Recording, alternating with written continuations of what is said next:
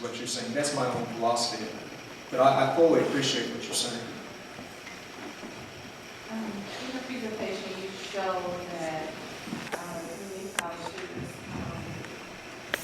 out of the ones who have completed 120 credits and still have not received credentials, what percentage of those students do you think are there because of financial reasons, as far as they're taking a class because they don't want to have to pay back the student loans because of the high interest rates?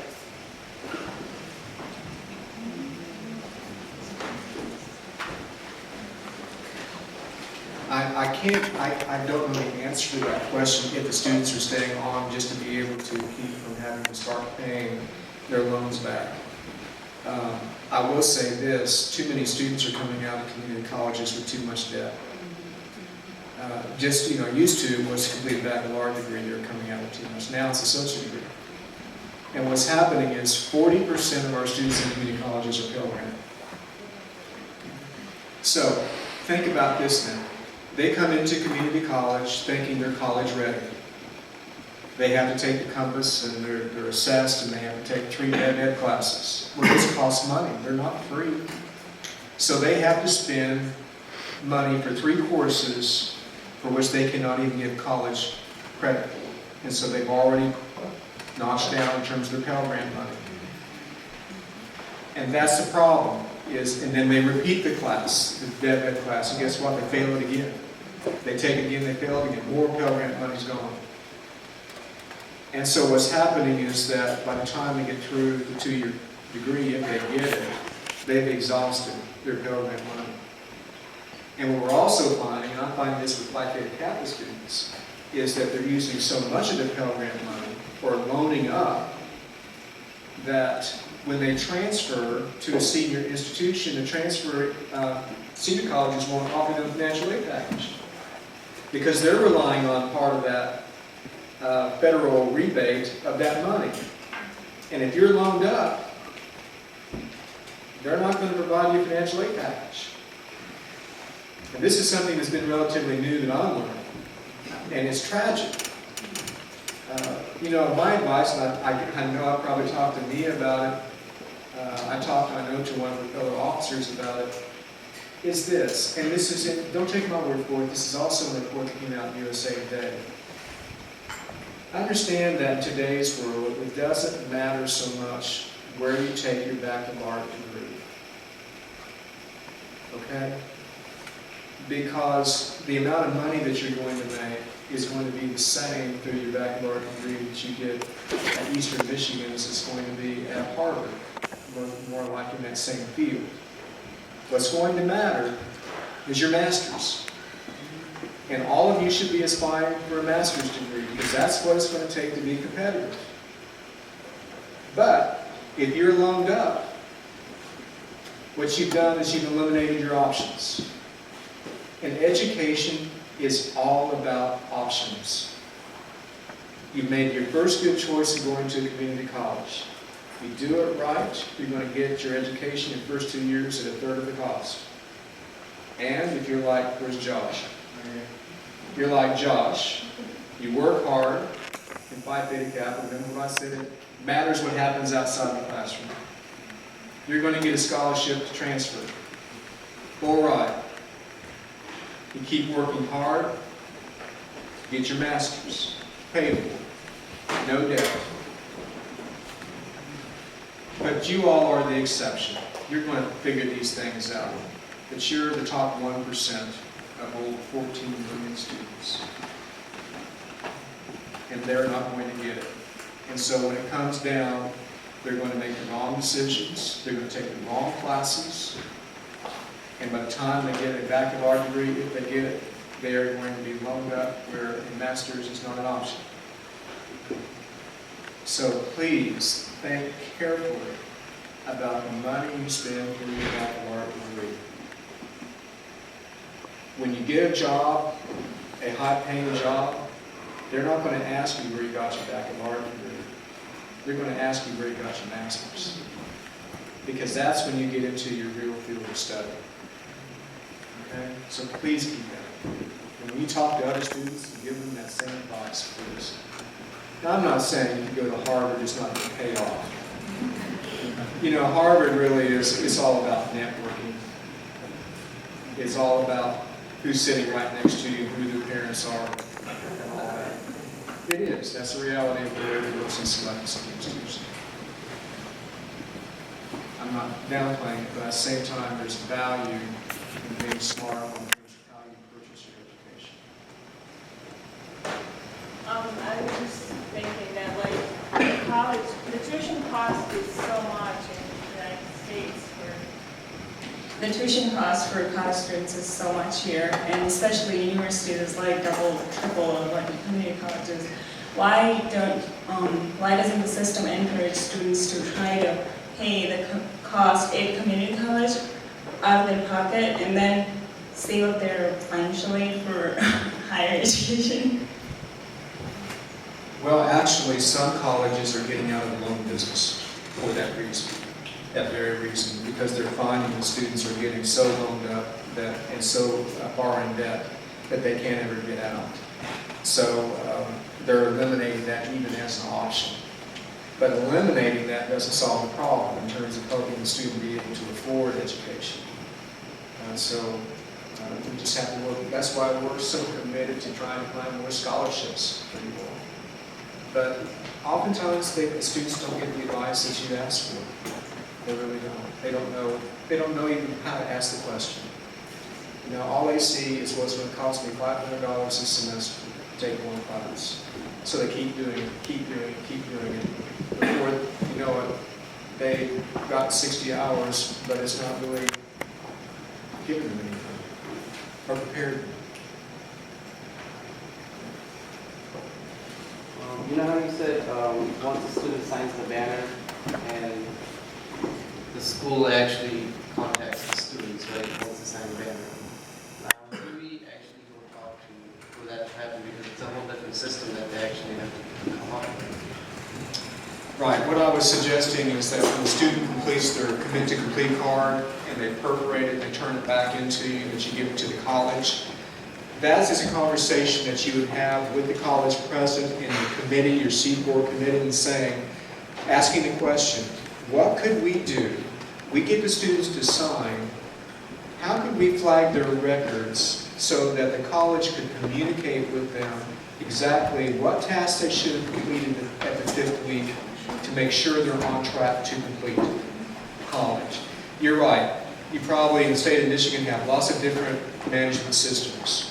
But they can be flagged, a student record can be flagged to identify as committed to complete.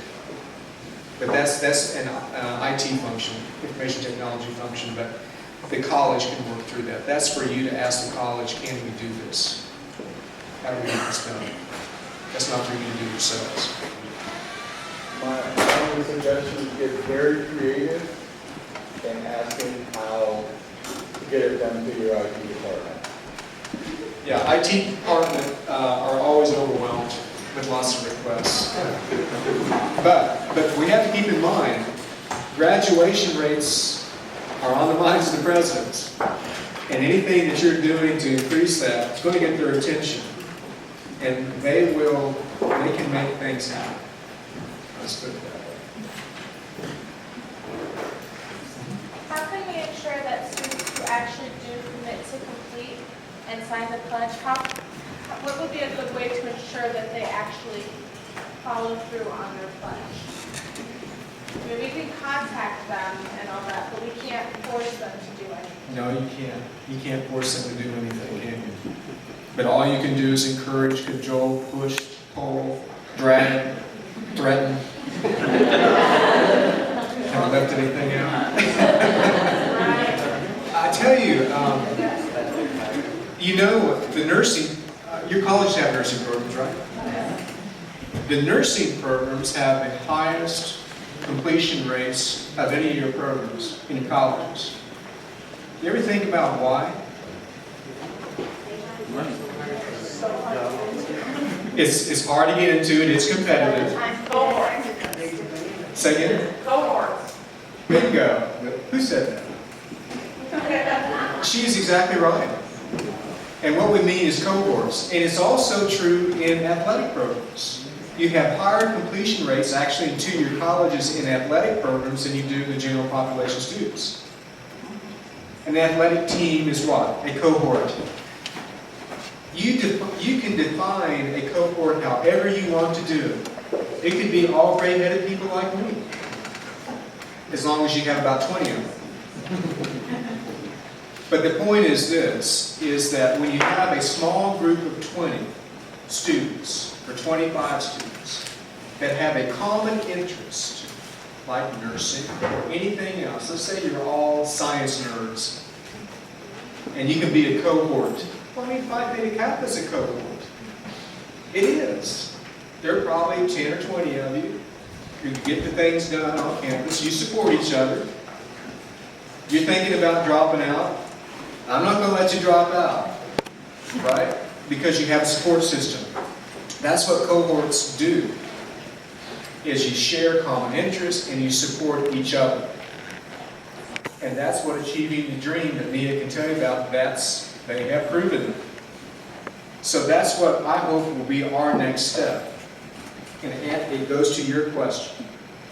And that is, how do we leverage students to help students complete? There are only so many faculty and staff members. We've already said there's one advisor for 1,000 students. But if we had, let's say, 50 students on your campus who were completion champions, that they'd actually gotten instruction from the college on how to mentor students, to have a good working knowledge of the college in terms of processes and procedures, dropping out, financial aid forms, where to go to get your major declared, where do you get your degree on, when do you do that? So that you then have 20 students in your cohort that's been assigned to you, all right? So Carrie here is having problems with Katrina not showing up for class. I mean, you know, Katrina, she's just dead weight. She's pretty much a loser, you know. So Katrina's not coming to class anymore. Well, you're the mentor for Katrina's cohort. And I bet you in 10 minutes you'll find out exactly what happened to her. You're going to find it on Facebook, you're going to find it on Twitter, you're going to find it by texting her, and you're going to find out that the reason Katrina wasn't there is maybe something happened, she didn't have gas money. There are plenty of colleges now that have emergency funds to help Katrina have the gas money so that she doesn't have to stop out of school. But we don't use students enough to do that. We don't provide the training so that if Carrie had 20 student mentors, and 20 times 20, that's 400 students that we've saved. If you, I'm an evangelist here, but we've saved them from dropping out. Okay? But that to me is the way that we're going to make this happen, is student cohorts. And I really hope that we can get this mentoring program set up. It's a peer-to-peer mentoring program. But having faculty members lean on you to find out. One last question. One question you've always wanted to ask. Uh-oh. I was thinking it's pretty silly, but Okay. you said one day per week, right? Bring everyone together? Or one whole week? Oh, good. And The C4 activities, we'd encourage them to be done over the course of a week so that all student organizations are doing something that week. Either talking about why completion matters, getting the students to sign the completion card in the banner, having the business leaders coming to campus, making sure that one day that you have where students can declare majors, get their degree audited, talking about transfer, talking about career pathways, all these activities done during the course of a week on campus. if you had to say one major day when students can be called for, like, make it one day where everyone's called to a meeting or a seminar, what would you say Monday to Thursday is better, or Friday, or Saturday, or something? When is It's the day that you provide free pizza. Ask Katrina. I mean, Montcalm was the very first C4 event I attended, and I was so excited because I went into that room and it was filled, and I thought they were all there to see me. And then took a smell and looked back, and pizza's ready. Here they came. But seriously, serving a meal makes a big difference, and people will come. But let me also say, and I'll finish with this. That's one criticism that I have on what we've done with C4, and that is we're getting to the students during the day. The majority of community college students attend college when? At night. And we're missing that audience completely. And guess who the students are who are most likely not going to complete and get their credential? The ones at night. Because they're attending part-time. So, put that into your thinking. What can we do about students attending college at night so they have the same opportunity to understand about completion? The other is this. More and more students, just like what you all demonstrated, are taking classes online. What could we be doing electronically and virtually, sending the same message to these students as to why it matters to complete? So talking to your distance learning instructors at your community colleges, saying, what could we do here?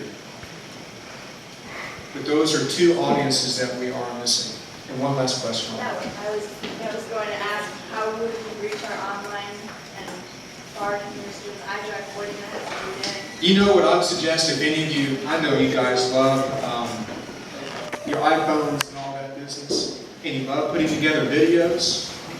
What about doing something like this for the online learners, where you say, see, college completion matters. Why? The top 10 reasons to complete college. Do it like a David Letterman show. But do a video, do a spoof on it. Make it fun and enjoyable where they're listening, but you get the point across. You know? I think things like that, we're just trying to get into their minds why it's important. And that's all, folks.